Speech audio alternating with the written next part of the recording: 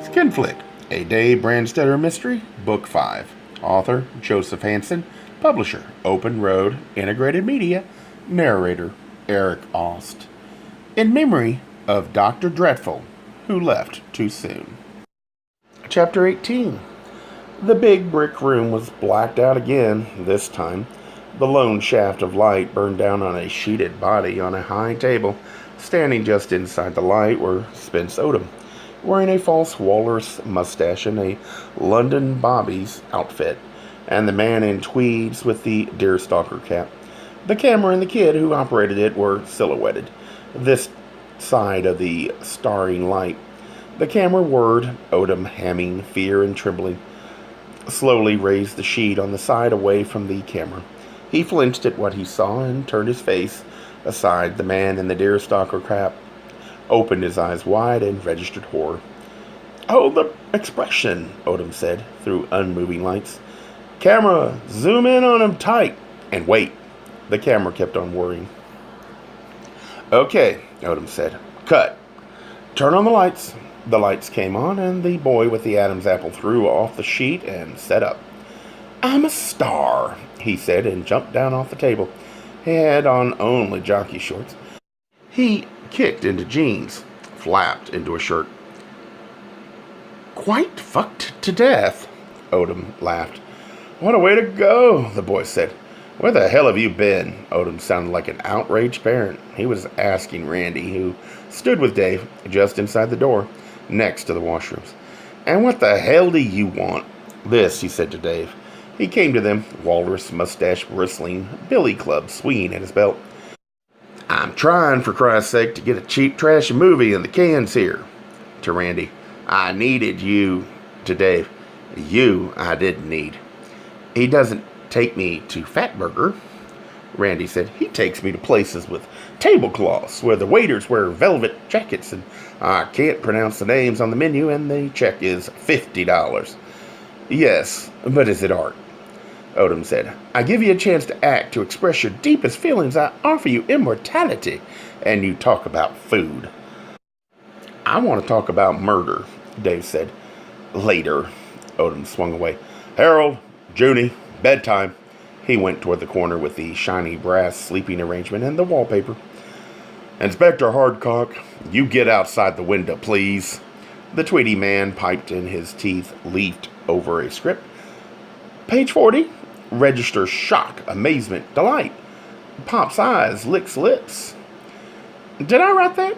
Odom said. "Beautiful prose." The naked boy and the girl trudged to the bed. Junie reached for the gold velour coverlet. "Don't touch that. Are you cold or something?" "You don't get under the covers. For God's sakes, you're not doing this for love and human warmth. You're doing it for the camera. Anyway, there aren't any sheets on there." "Cheap, cheap," chanted the camera boy, the sound boy, the prop boy.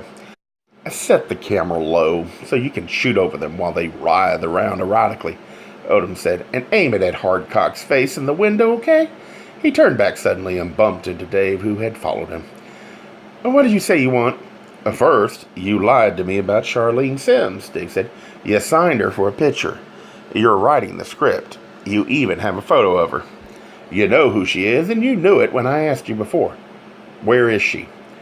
"I saw her once, yes," Odom said. "How important could that be?" "You look like trouble. I don't need it." "It was important to Gerald Dawson," Dave said. "The murdered man I mentioned." "Why don't you tell me where exactly you fit in this?" "I don't fit anywhere," Odom said. "I am completely out of it. The girl's gone." "Great. I promised Jack Fulbright I'd star in a picture. He promised he'd let me have raw film and equipment, no charge. He wanted her. I guess that was her price. I didn't object.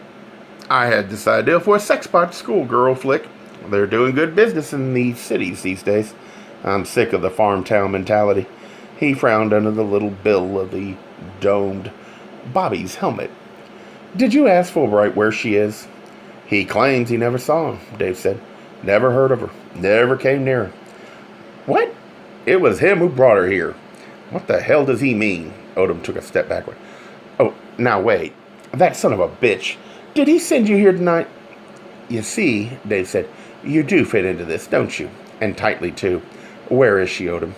"No, I swear, Fulbright brought her in here and put his proposition to me, and I said okay, and I never saw her again. It didn't surprise me. I asked him for time to raise the money to write the script. She wasn't sleeping with Fulbright, Dave said. She was sleeping with Dawson. She was with him when he was killed. Now, what do you know about Dawson? He was a religious maniac, Odom said. Junie and Harold were sitting side by side on the bed, like good children, waiting for their bath. Their nakedness made them look more innocent than children. Junie said, wasn't he the one that came in and ripped down the sets and threw stuff around? When was this? Dave asked. Who knows? Odom shrugged. Big, soft, sound shoulders inside the bulky Bobby's jacket. This was a sinkhole of vice and corruption. A stench in the nostrils of decent people. Harold went past them into a washroom and came out with 2 cans of Coke. A plague spot of filth and open sore. Jesus was coming, Junie said, with a flaming sword. Not a spray can of Lysol? Randy said. When is he due? I'd like to look my best. The little man didn't give us a date, Junie said. Harold sat down beside her and handed her Coke. Funny voice, Odom said. He wanted to roar, but the madder he got, the more strangled he sounded. You couldn't stop him, Dave asked. Spence ran and hid in the van, Harold said. I wanted a different perspective, Odom said. He wasn't having his stuff used to make dirty movies. He hauled it all out of here. Lights, cameras, the works. He was throwing it into the superstar truck when Fulbright drove up. They had a big brawl, pushing, yelling, grabbing. Dawson threatened him all over the place. The police, the IRS, I don't know what all. Fulbright looked pretty sick. Dawson slammed the truck doors and took off. No words about Charlene? Dave asked. You've got a one-track mind, Odom said. Look, can I shoot my picture now, please?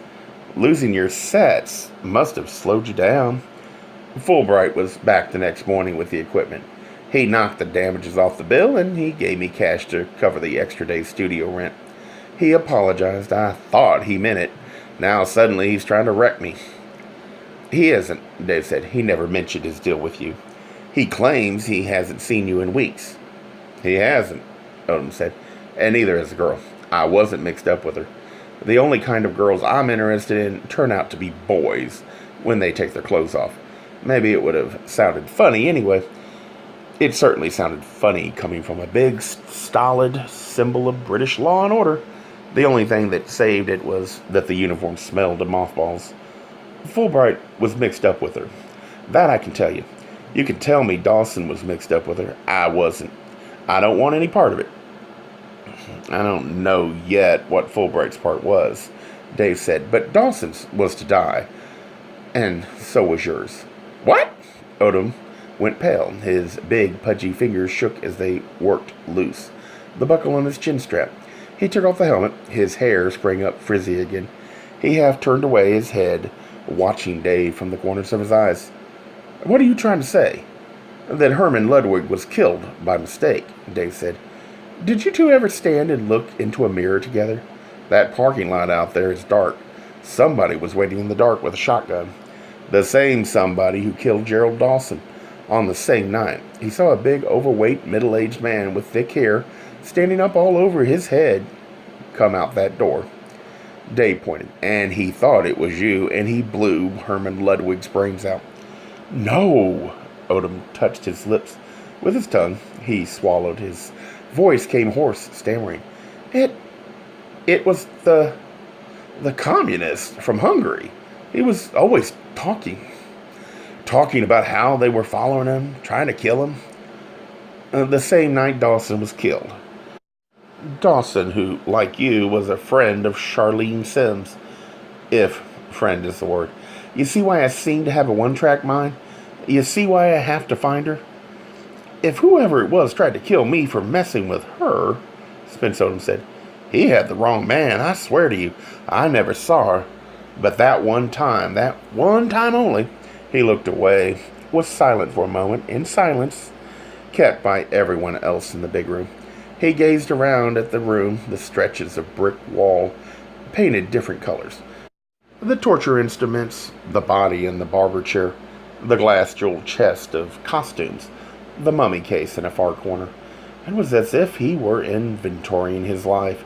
He turned back to Dave. Why not Fulbright then? I guess I'd better go ask him, Dave said. Gay Mysteries audiobooks. I think it is easy to hate a label, but a face humanizes the word. So this effort is twofold.